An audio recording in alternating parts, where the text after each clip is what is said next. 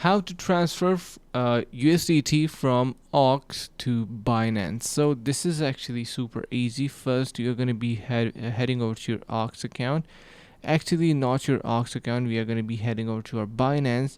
I'm going to be going back. Click on portfolio at the bottom right and click on add funds.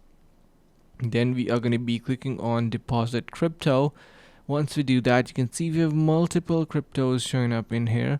So we are going to be selecting our USDT from here at the third place. Click on Tron.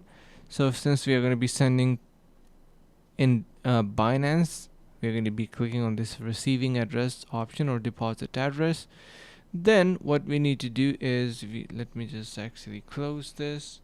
So I'm going to be going back to OKX and click on this cross and click on, you can see we have various options here. So if you want to send, what we need to do is simply head over to our wallet, and then you can see we need to create our wallet, and here you will have your option to send.